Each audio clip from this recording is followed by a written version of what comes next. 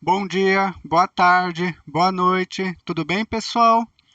Para quem não me conhece, meu nome é Eric. Se você veio aqui pela primeira vez, meu nome é Eric, eu sou editor da editora Ao Leitor com Carinho.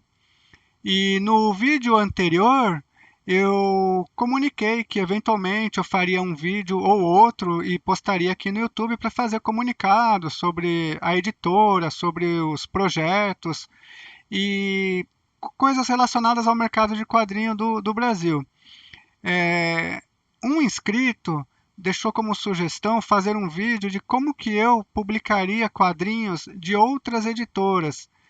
Eu achei isso interessante e resolvi fazer um vídeo. Na verdade, vai ser uma sequência de vídeos. Esse daqui vai ser o primeiro, porque esse assunto ele está relacionado com a minha iniciativa de ter aberto a editora Ao Leitor com Carinho.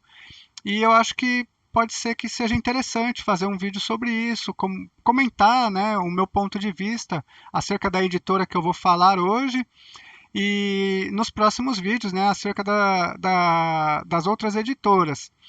Bom, antes de a gente entrar propriamente no assunto, eu só queria dar um recado para, se porventura tiver alguém aqui que está assistindo os meus vídeos, está acompanhando o meu canal e fez a compra do mangá e não recebeu ainda, me procura no Instagram ou então entra no site, tem o WhatsApp da editora e entre em contato comigo informando o seu número de pedido.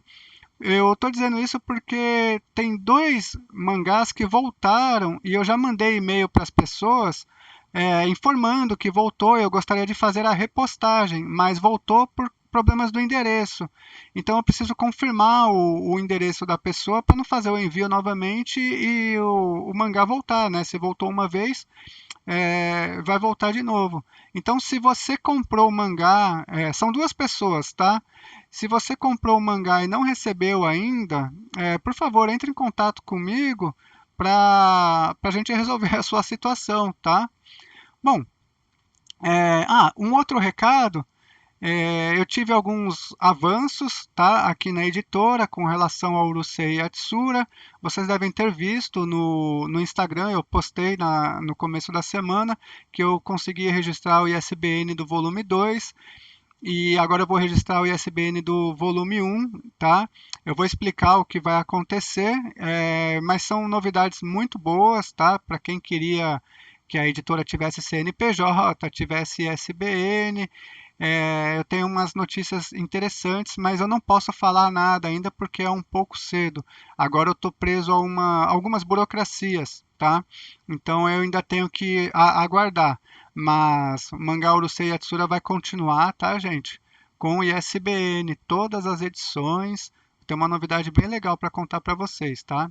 Aguardem que vocês vão gostar, para quem está interessado em fazer a coleção. Bom, vamos lá. A editora que eu vou comentar hoje, que eu vou comentar não, né? Que eu vou falar, é a Panini, tá?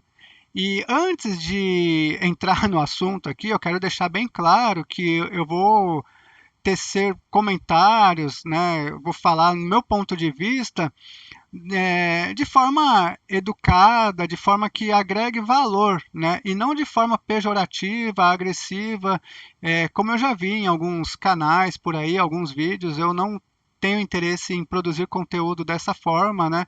Conteúdo ofensivo, agressivo, que vai denegrir a imagem da editora ou até de pessoas. Não é essa a minha ideia.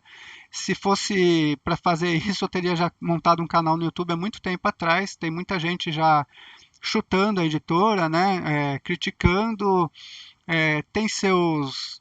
Todo mundo que está fazendo as críticas tem as suas razões, mas não justifica a forma como fazem, né? Eu já vi casos assim bem extremos. Então não, aqui não vai ter nada disso. Eu vou procurar ser o mais respeitoso e educado possível, né? O mais empático possível pela empresa e principalmente pelos funcionários que trabalham lá, né? São pessoas como eu, como você e merecem todo o respeito, né? Então, o que eu vou procurar falar aqui é, de fato, como que eu vejo a editora, como que eu vi e como que eu vejo a editora no tempo presente e como que eu publicaria os quadrinhos, né, que ela publica. Principalmente, acho que não principalmente, né, eu vou focar aqui na linha Marvel e DC, que acho que são os carros-chefe deles, né, E, bom, vamos lá, né? Todo mundo sabe, né, que a Panini começou a publicar Marvel e DC no Brasil em 2002, com o lançamento dessas edições aqui da Marvel, né? Marvel 2002, Homem-Aranha. Elas vêm num formato, vieram, né, num formato diferenciado, né, um formato, eu não sei o nome desse formato na época, né, em 2002, ele é um pouco maior que o formato americano, né, como vocês estão vendo aqui, e, meu, na época, eu fiquei muito feliz com a chegada da Panini, porque essas edições aqui, eu acho que elas têm muita qualidade e elas tinham um preço interessante, né? R$ 6,90. Deixa eu ver se consigo focar aqui.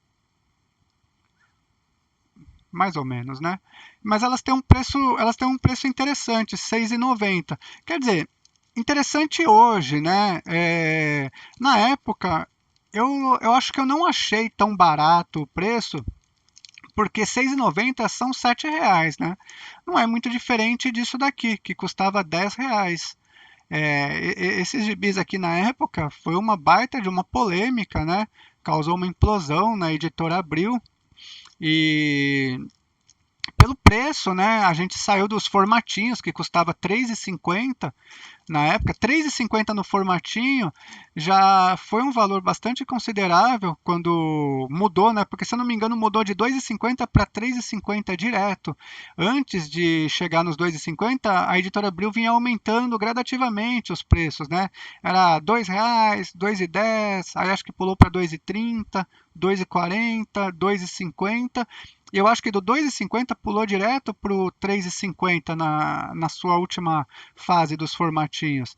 E eu lembro que na época isso daí já causou um impacto para o público, porque R$ 1 era muito significativo, né? Um aumento muito significativo na época. E a editora resolveu descontinuar os formatinhos e vir com essa linha, né, que é a chamada Super-Heróis Premium, e isso daqui chocou o Brasil, assim, né? O Brasil, né? O público ligado a quadrinhos da época. E quando a editora Abril perdeu os direitos da Marvel e passou a lançar nesse formato aqui, putz, cara, isso aqui é muito legal, porque esse gibi aqui tem 100 páginas, R$ 6,90. Se a gente fizer as contas em termos de preço, esse daqui tem 140 páginas, ou 144, né? É, 40, 44 páginas a mais, que talvez seja o que justifique os R$ 3 a mais acima desses aqui, né? Então, na prática, a Panini só, em termos de preço, não mudou muito, mas aqui causou um impacto visual legal, né? Porque era uma revista convidativa, era R$ 3 a menos que os R$ 10, né? Da editora Abril, e assim, era uma novidade. Eu aceitei muito bem esse formato, essa revista na época, né? Eu achei bem legal. Eu comprei todas da Marvel e da DC. Eu separei só essas duas da Marvel para usar como exemplo. E ela também veio com uma linha econômica, que é essa daqui, que era uma dobradinha de personagens, né? Aqui no caso é Quarteto Fantástico e Capitão Marvel. Aí tinha uma outra que era Hulk e Demolidor, a outra Justiceira e Elektra. E ela tinha também essa edição especial, que eu agora não lembro se ela era bimestral ou trimestral na época, que era a Marvel Apresenta. Mas essa daqui, ela tem um formato também, ela é menor. Deixa eu ver se eu consigo mostrar para vocês, ó. Tá vendo? Aqui eu tô com ela no saquinho, mas ela é um pouquinho menor. Esse formato aqui, eu confesso para vocês que eu não gostei.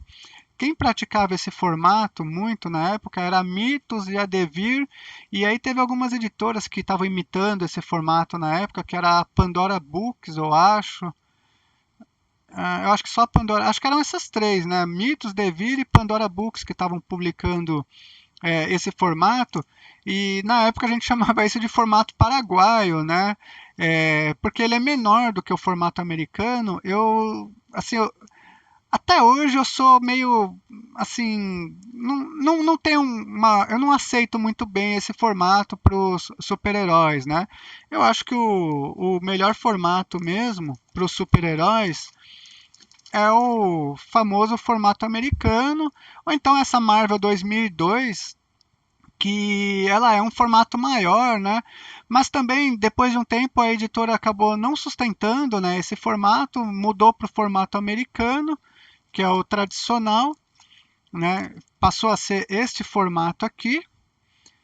E assim, e aí seguiu, né? Ela ainda na época mudou o formato, mas manteve o papel. Ah, um detalhe que eu não comentei, essas revistas, elas têm o papel LWC, né? Que é um cochê leve, né? É uma gramatura inferior ao cochê que costuma ser 120 gramas, né? 110 gramas, o cochê que a gente vê.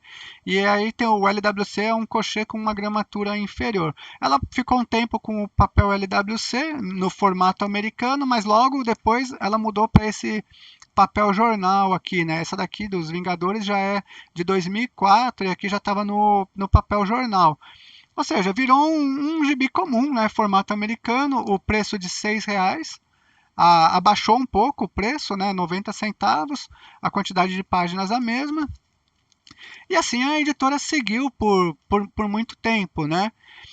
Eu lembro que na época a expectativa que a gente tinha era de que a editora Panini ela ia trazer todo o material da Marvel e da DC desde a Era de Prata, dos anos 60, né? Pelo menos é o que eu conversava com os meus amigos, né? Na época tinha mais gente que colecionava, a gente se relacionava mais, assim, e conversava, falava-se muito, a gente ia, assim, em pequenos eventos assim que na época tinha, era estilo Comics Fest, né? Eventos pequenos mesmo, não era a época ainda das Comic Con, dos festivais que a gente tem hoje, era o que mais tinha mesmo era os Fast Comics, ou então a gente se encontrava em algumas livrarias, tipo Livraria Devir, coisas assim, né? E comentava-se muito que havia a expectativa da Panini trazer toda Marvel e DC em ordem cronológica, que eu acho que é o que o brasileiro sempre quis, né? A Marvel e a DC passaram por várias editoras no Brasil, né? Desde a editora O Globo dos anos 40, né? Depois passou mudou, né? Foi para RGE, foi para Ebal, Block e depois Editora Abril. Aí teve mais algumas coisinhas aí, né? Algumas editoras menores publicaram uma coisinha ou outra, mas sempre foi de forma assim aleatória, né? As publicações não tinham aquela ordem cronológica. E em 2002, né, século 21, né, tempos mais modernos, a gente achava que sim, a Panini resolveria esse problema, mas com o passar do tempo foi se mostrando que não, né? A editora ela tinha uma certa qualidade nas publicações, mas ela estava publicando assim, ela seguiu o que estava sendo publicado nos Estados Unidos, né, a cronologia, e assim se manteve e se mantém até hoje, né? Hoje há alguns sinais de que ela vai trazer material em ordem cronológica com essa coleção da Marvel, que eu não lembro o nome, coleção histórica Marvel, não tenho certeza.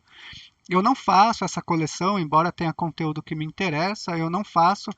Eu não gostei da proposta da Panini com essa coleção. E eu também tenho muito Epic Collection em inglês, né? Eles ficam atrás aqui dos ônibus, por isso que não aparecem. E eu acabei achando que era mais interessante manter os meus Epic Collection mesmo, né, importados, e não entrar nessa coleção. Mas eu não gostei dessa coleção por causa da proposta, né? É uma coleção que saiu na Itália e não é uma coleção que eu acho que tenha a cara do Brasil. Vai pegar ali o que fez na Itália e vai jogar para cá, né? Eu não acho legal, eu acho que nós brasileiros merecemos uma coleção mais com a nossa cara. Que eu vou comentar aqui qual que eu acho que é o formato que seria interessante para uma coleção desse tipo. Bom, é, depois de um tempo, a Panini, depois de alguns anos, acho que foi em 2007 mais ou menos, ela trouxe essa edição aqui, que é a Biblioteca Histórica Marvel, que em inglês é o famoso Marvel Masterworks. E esse gibi, esse formato aqui, ele é muito legal, eu acho muito interessante. Para quem não conhece, né, publica as histórias da Marvel em ordem cronológica. Então aqui tem 10 edições, Homem-Aranha do Amazing Spider-Man do número 1 até o número 10, né? No caso, tem a Amazing Fantasy aqui, na verdade, do número 1 até o número 10, e em ordem cronológica, tem cerca de 250 páginas. Deixa eu mostrar aqui para vocês, vamos ver se dá para pegar. 250 páginas, né? Contando aqui. Então, é um formato legal, um formato interessante. Só que na época, eu acho que o Brasil não estava pronto para isso daqui. A gente não estava acostumado com quadrinho capa dura. Nossa, eu não lembro de gibi capa dura na época, né? Pouca coisa. O que saía em capa dura era coisa mais adulta, né? Eu não sei se na época já tinha saído alguma coisa também em capa dura. Eu realmente, assim, com certeza tinha, mas não estava prestando atenção. E o preço disso aqui também não era muito acessível na época, custava na faixa de R$ 56, R$ 60. E a gente não tinha essa cultura dos descontos que tem hoje também. Aliás, isso é um assunto interessante para um vídeo também, tá? Que eu estou pensando em fazer futuramente. Mas enfim, voltando para cá. Então eu acho que essa coleção aqui, na época, ela veio à frente do seu tempo. Foi uma iniciativa legal da Panini. Eu colecionei todos, mas era puxado comprar isso daqui, né? Porque lançou o Homem-Aranha, lançou os Vingadores, lançou os X-Men, lançou o Quarteto Fantástico, o Hulk, o Homem de Ferro, o Capitão América, Demolidor, Surfista Prateado. Então, pô, era uma coleção muito promissora, era muito interessante, mas para a época a gente não estava acostumado com o capa dura para gibi de super-heróis e os valores também, né? Não estávamos acostumados e acabou se tornando um produto muito voltado para livraria, né? Eu não sei se o público colecionador de gibi era assim tão frequentador de livraria da época, porque tinha muitas bancas de jornais, né? As bancas de jornais na época bombava, você tinha uma em cada esquina, era bem legal. Algumas bancas de jornal chegaram a receber esse material, mas eram bancas grandes, né? Mas enfim, a coleção foi descontinuada e por muitos e muitos anos, eu acho que, nossa, dá para contar aí uns 15 anos mais ou menos, né? A gente ficou sem ver esse material clássico em ordem cronológica no Brasil. Corria por aí a lenda de que essa coleção não deu certo, né? Não foi para frente e a Panini, né? A diretoria da Panini, no caso, né? O pessoal do marketing tinha a ideia de que não vendia, foi um fracasso, então era um material que não deveria ser publicado, né? Uma linha que não deveria ser investida. Eu acho que, claro, é um equívoco, né? O problema acho que foi o formato escolhido, o formato adotado para a época. E, bom, e aí? Qual que seria a solução, né? Porque assim, não deu certo, veio hoje, né, assim, tô pulando partes, né? Depois começou a vir aquela coleção que veio nas caixinhas ali, que é a coleção, aquela coleção histórica Marvel, na verdade, né? Essa daí que está publicando os clássicos é coleção histórica Marvel também, eu não lembro o nome, mas enfim. Depois veio essa coleção, né? Que está aqui no canto, nas caixinhas, que é a coleção histórica Marvel. Aí começou a se ter a ideia também de que poderia publicar em ordem cronológica, mas a editora começou com aquelas publicações aleatórias, né? Fases de personagens, melhores histórias. Mas quando saiu Wolverine e a Tumba do Drácula, aí eu pensei, falei, não, agora vai, porque vai ser em ordem cronológica. Na época eu ainda fazia comentários na página da editora, né, no Facebook, eu ia lá, comentava. Eu lembro que eu elogiei essa coleção do Wolverine e da Tumba do Drácula e pedi para que lançassem mais coisas. Entre, assim, outras coisas que eu pedi também, né? Eu era desses que pedia para lançar coisas, né? E até hoje, assim, algumas coisas foram lançadas, né? Tipo os Eternos do Jack Kirby foi lançado, o Conan, né? Mas muita coisa ainda não foi lançada. Mas enfim, veio essas caixinhas, né? Coleção Histórica Marvel, é uma iniciativa que eu achei legal. no tocante à coleção do Wolverine e da Tumba de Drácula, né? Eu achei que foi legal. Depois veio os Paladinos Marvel também, que publicou em ordem cronológica alguns personagens, mas tem muito daquelas ali que publica fase, né? Que nem do Hulk, a fase do Bill Mantlo, pô, uma fase legal, né? Eu gosto, eu aceitei bem isso daí. Mas não era o que eu queria, e eu acho que não era o que o público queria. O público queria ver tudo em ordem cronológica, né? Pô, ler toda a Marvel em ordem cronológica, a DC também é algo legal. Para quem gosta de ler, né? Que nem eu adoro ler em ordem cronológica. É, mas não, né? A coleção foi descontinuada e aí depois veio a saga. A saga é a mesma coisa que a coleção histórica Marvel, só que sem as caixinhas. É o mesmo formato, é o mesmo tipo de papel, né? É, como vocês podem ver aqui, né? O formato americano, 144 páginas em média, e aquele papel offset, né? Eu não gosto desse papel. É um papel sulfite na prática, né? Isso aqui é o que a gente chama de papel sulfite. Eu não gosto desse papel. Esse papel ele é muito branco. Eu acho que não combina para material antigo. E é a mesma coisa também que esse papel aqui, né? Aqui é o papel cochê, né? Eu não comentei, mas eu acho também que é um papel muito branco.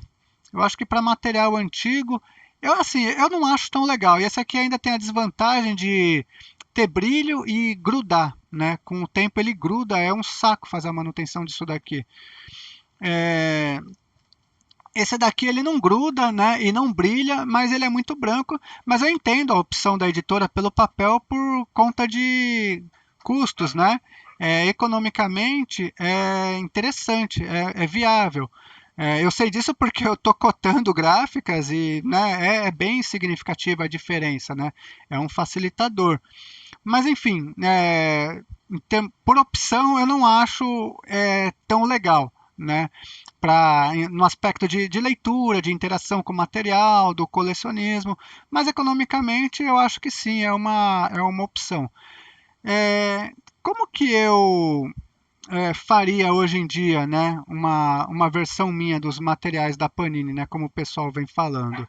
Bom, é, eu, na época, gostaria muito que tivesse saído tudo no formato é, mensal. Né? Quando a Panini chegou no Brasil, eu acho que ela tinha a opção de fazer todo o conteúdo que ela começou aqui nesse formato. Daria coisa de, para cada personagem ali da Marvel, se você for fazer tudo na ordem, daria coisa de 100 edições, né, que eu já organizei isso cronologicamente, eu tenho tudo organizado da Marvel e da DC, né, os da Marvel daria coisa de 100 edições, né, da DC não, que a DC tem algumas complicações, mas se você pegar ali desde do Quarteto Fantástico de 1961 até 1996, né, que é o fim da Marvel ali tradicional com a saga Massacre, é, daria ali coisa de 100 edições, 110 edições, dependendo do personagem. E na época eu acho que seria viável, porque tinha a banca de jornal, tinha as distribuidoras da época, né, que era a Chinaglia, a Fernando Chinaglia e a Dinap, tinha formas de escoar, o valor era acessível, podia ter sido nesse papel jornal mesmo, mas por algum motivo a editora não seguiu essa linha, né? Eu não sei se ela um dia pensou em fazer isso quando veio para o Brasil. Os leitores comentavam isso, mas eu não sei também de onde que vinham essas informações, se era uma lenda urbana. Mas é uma pena, né? Porque teria sido muito interessante, porque o brasileiro teria tido acesso a todo o material da Marvel e da DC num formato barato, né, acessível, gostoso de ler. Putz, eu li esses gibis aqui sempre no transporte público. Eu andei muito tempo de ônibus e metrô na minha vida e, putz, no metrô, no ônibus, era muito prático. Tirava um gibizinho desse da mochila, um mangá, fazia a leitura ali no dia, né? Na ida e na volta eu tinha lido um gibi desses aqui. E, né, por algum motivo a editora não seguiu essa linha, né? Por quê? Eu não sei. Não sei se um dia a gente vai ficar sabendo disso também. Mas enfim, né? Águas corridas, né? Não adianta mais. Como a editora não fez isso, né? quais seriam as opções hoje, uma vez que isso, eu não acho que isso aqui seja viável mais, né? Esse formato assim para banca de jornal, porque assim, acho que hoje os gibis eles são vendidos tudo, uma grande parte eles são vendidos online, né? Embora a Panini ainda faça seus gibis chegarem às bancas, é, a maioria eu acho que é vendido online. Então, eu não sei se esse formato é interessante para fazer vendas online, né? Bom, eu não acho que eu não seguiria essa linha, estando no lugar da Panini. Qual linha que eu seguiria? Eu seguiria hoje essa linha aqui. Eu não sei se todo mundo chegou a ver esse gibi. Esse gibi saiu ali por volta de 2012, tem a data aqui, né? Há mais ou menos 13 anos atrás, a Era do Apocalipse, né? X-Men Era do Apocalipse, e custava, eu não sei se tem o preço aqui. Esse gibi, eu acho que na época ele custou uns 30 e poucos reais, 40 reais, né? É um papel capa cartonada, é um gibi, né, com papel capa cartonada, né? O papel dele é o crochê, né? Tem brilho, tá? É o crochê. É o mesmo papel da Biblioteca Histórica Marvel, tá? A diferença é que esse é capa cartão e esse aqui é capa dura. E a gente vê que esse gibi aqui, na época saiu, eu acho que era R$ 57 o preço desse gibi, se eu não estou enganado. Mas era entre 50 e 60 reais ali, mais ou menos. E esse daqui saiu anos depois, em 2012, e era coisa de 30 e pouco, 40 reais. Eu devia ter consultado o preço, mas tudo bem, né? Para o que eu quero falar, o preço não é tão importante. Mas a gente vê aqui que no caso o capa cartão tem um valor bem inferior, né, ao capa dura, e esse aqui saiu uns 5, 6 anos depois desse daqui, né? Ou seja, não foi tão afetado pela inflação, né? A inflação ela afeta bastante, né, o custo do consumo, né? Vocês sabem disso, e 30 e poucos, 40 reais não foi afetado. Então, hoje, ao invés de fazer essas coleções que a Panini está fazendo, eu seguiria por essa linha aqui. Por quê? Por essa linha, entre aspas, eu vou explicar. Porque tem também, deixa eu ver, ó, 266 páginas, esse gibi tem que está marcando 264, deixa eu ver se eu consigo colocar o foco. Mas tem um pouco mais, 266 páginas, ou seja, é a mesma coisa que uma biblioteca histórica Marvel, capa cartão. Porém, qual o papel que eu colocaria aqui? Eu colocaria o papel desse gibi aqui, Pateta Faz História. Eu não sei o nome desse papel, mas eu acho que ou é o Pollen Nature, é Pollen Nature que chama, né, 80 gramas, ou é um Avena, né? Ele tem um tom amarelado, é muito gostoso de se ler, é um papel leve, assim, ele tem uma textura gostosa, ele é liso, ele não é brilhoso e, meu, é muito gostoso de ler nesse papel aqui. Eu, pelo menos, eu gosto muito. Eu acho que o quadrinho antigo, o quadrinho clássico, que é esse material que eu estou falando, ele cairia muito bem nesse papel. E eu acredito que, por ser um papel de gramatura inferior, inferior no bom sentido, tá? Inferior ao crochê, no caso aqui, 80 gramas, eu acho que ele é muito mais barato do que um crochê. Eu acho não, eu tenho certeza. Né? O quão mais barato eu não sei. Então eu acho que aqui 260 páginas em média, 250 páginas em média, a Panini poderia pegar esta coleção, Biblioteca Histórica Marvel, tirar o capa dura, tirar o papel crochê, colocar este papel e publicar neste formato aqui. E poderia fazer bimestral, tá? Porque quanto que custaria um gibi com essas características na economia de hoje? Uns 80 reais, eu acredito. Por que eu estou dizendo isso? Porque é um capa cartão, é um papel mais acessível e eu vou tirar por base Quanto que custaria um gibi desses hoje? Qual é o gibi que a gente tem equivalente a esse hoje? A gente tem aquele Homem-Aranha 2099 que está saindo, né? O Homem-Aranha 2099 ele tem esse perfil aqui e ele custa mais ou menos R$ 120. Com um descontinho ali você consegue pegar na casa dos R$ 90. Então, um gibi com essas características que eu estou falando, nesse formato, custaria coisa de R$ 80, que seria o equivalente a duas sagas, né? Então poderia fazer ali bimestral, já que a saga ela é mensal. Eu não sei se ficou claro, né, a proposta, né, como que eu faria. Então é assim que a editora ou leitor com carinho faria, né, essa publicação de materiais clássicos no ano de 2025. Eu não sei se para a Panini interessa a minha opinião, né?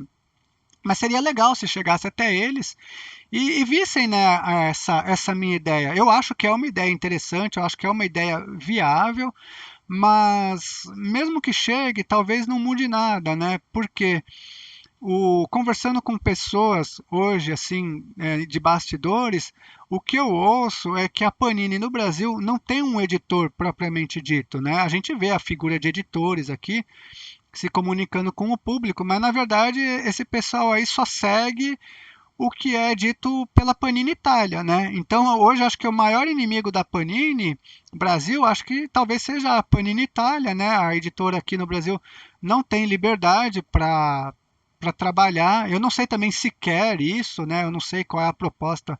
Eu não sei qual é a proposta da Panini como um todo no Brasil. É uma editora que tem uma comunicação muito estranha. Ela faz o que quer, do jeito que quer, não parece dar ouvido aos leitores, acaba sendo hateada, né? Mas é uma multinacional, acho que não está ligando para nós, né? Tanto para aqueles que gostam, para aqueles que querem que seus produtos sejam comercializados de uma maneira mais interessante, né? Eu sou um cliente da Panini. Pô, quantos gibis eu tenho da Panini? Eu compro Panini desde 2002, quando ela veio para o Brasil. E eu acho que nunca me ouviu, né? Não sei se agora, por eu estar nessa posição, eu consigo ser ouvido um pouquinho mais, né? Notado, né? Talvez ali alguém pense, né? Não sei, mas seria legal se a Panini ouvisse, né? O que eu estou dizendo aqui, o que eu tenho a dizer. Eu acho que é uma opinião que agrega, né? Eu venho aqui na intenção de agregar e putz, eu adoraria, né, comprar os gibis da Panini nesse formato. O meu sonho é ter uma coleção da Marvel em ordem cronológica no Brasil. É, eu não acho que as edições definitivas sejam um formato interessante, elas têm uma periodicidade ali que acaba sendo meio irregular, embora pareça que a proposta seja semestral, eu tenho a impressão de que ela não segue isso, né? E quando sai na casa dos R$ 200, acaba sendo pesado para você desembolsar ali de uma vez esse valor também. E assim, acaba que sai no papel cochê, né? Que é esse papel, um formato ali, o oversized hardcover, né? Que é o OHC, que ele é um pouquinho maior que o formato americano. Eu não sei, eu não acho interessante. Eu coleciono, eu compro, não tenho opção. Eu compro os ônibus que ela lança, né, dos que me interessam. Não gostaria de colecionar esse formato. Coleciono porque sou, entre aspas, obrigado, né? Eu quero ler, eu quero ter as histórias e acabo me vendo ali sem opção e tenho que comprar, né? Eu sou o cara que quer ler, né? Eu não compro só para pôr na estante, fica na estante, mas eu realmente eu quero ler essas histórias em português, em ordem cronológica. Então eu compro. Tem muito ônibus que ela lança que eu não compro, tipo, Quarteto Fantástico por Jonathan Hickman, por Mark Millar. Eu não comprei. Talvez eu compre em algum momento, mas eu não sou muito chegado nesses materiais que compilam fases, né? A mesma coisa que é minha crítica àquela coleção ali, histórica Marvel, né, nas caixinhas que compilam fases. Eu tô de saco cheio de material nesse formato. Eu quero material em ordem cronológica, né? Você vai assistir um seriado, você não começa a assistir o seriado pela terceira temporada. Né? O seriado tem 7 temporadas, 8, 9, 10 temporadas, você vai assistir desde o começo. Já foi o tempo que você pegava ali na TV aberta, né, e começava a assistir uma série pelo que estava passando ali, depois você, me interessei por isso, assistia tudo ali até voltar a reprise, né, desde a primeira temporada. Eu quero material em ordem cronológica, né? E tá difícil de sair em ordem cronológica, numa qualidade legal, numa qualidade acessível, né? Seria legal se a Panini considerasse isso, né?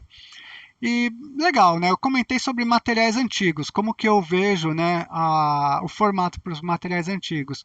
E para os materiais atuais, como que eu publicaria esses materiais, né, hoje em dia? Eu confesso para vocês que eu parei de comprar material atual da Panini, acho que em 2019. As últimas edições que eu comprei da Panini atual que eu lembro foi o Imortal Hulk número 4. Eu não estava curtindo o Immortal Hulk, todo mundo adorou. Eu comprei até o número 4 e falei, não gostei, achei que não tinha nada a ver, né, aquilo ali. Eu gosto mesmo da fase mais clássica. Algumas fases anteriores ali do Hulk também eu já não estava curtindo, né, da nova Marvel, mas enfim, isso acaba sendo assunto para outro vídeo, né? E eu comprei, o último foi ali, eu lembro, o Immortal Hulk número 4 e a fase dos X-Men ali de Krakoa, né, do Jonathan Hickman. Eu comprei as 6 primeiras edições e eu não consegui passar da número 2. Eu comprei as 6 de uma vez e falei, não, vou parar. Parei ali com o material atual. Eu acho que foi em 2019, né, que saíram esses materiais. Mas enfim, parei e não comprei mais nada atual, né, da Marvel e da DC. E eu vejo que a editora seguiu muito essa linha, as mensais, ela continuou com alguns títulos e continuou com esses TPB, né, esses trade paperback, ali na média de 140 páginas, né, papel LWC, papel crochê, e até hoje sai, né, nesse formato. Como que eu faria então esses materiais? Uma forma alternativa, econômica, né, e acessível para o público. Lembrando que a Panini ainda está nas bancas de jornais, né, então ela ainda consegue chegar nas bancas de jornais, diferente de algumas outras editoras. Eu, ao invés de fazer essas mensais que a Panini faz com esses mix, ou então com esses trade paperbacks, eu tentaria aquele formato de mangá, aquelas Weekly Shonen Jump, sabe? Aqueles calhamaço, assim, eu não tenho nenhum aqui, mas aquelas edições com cerca de 300 páginas, 400 páginas, que é publicada no papel jornal e encadernada, né, uma capa cartão ali colado, né, o miolo colado e, né, preto e branco, no caso, né, os gibis da Marvel, da DC coloridos, mas naquele formato. E mais barato possível, o mais simples possível. Colocaria mesmo nesse papel aqui, no papel jornal, né, uma capa cartão como essa aqui, né, nem como essa, como o das sagas mesmo, né, que ela tem uma laminação fosca, acredito, e faria os compilados, via quantas edições ali que estão saindo, né, cronologicamente nos Estados Unidos, que estão trazendo para o Brasil, e faria uma linha de edições desse tipo. Então, uma linha com 12 edições americanas ali, cada edição americana tem uma média de 24 páginas, ia dar ali umas 300 páginas, mais ou menos, né, que é justamente o que eu falei, do formato japonês, né, do formato do mangá. E umas 3 para Marvel, umas 3 para DC, eu acho que abarcaria todo esse material de linha, né, atual, e todo mês sairia uma dessas aí. E colocaria uma seção de cartas nas edições, né, para o público se comunicar com a editora e colocaria ali um sistema de votação. Hoje você pode fazer isso online, né, logicamente, para votar quais são as edições que o público gostaria de ver em encadernados, né? Um encadernado como este, ou então um encadernado como este, ou até mesmo um capa dura, né? Aqueles materiais que estivessem bombando mais. Por que eu faria isso? Porque você tem o material barato e acessível, massificado, dando o maior acesso possível para o público, né, em primeiro lugar.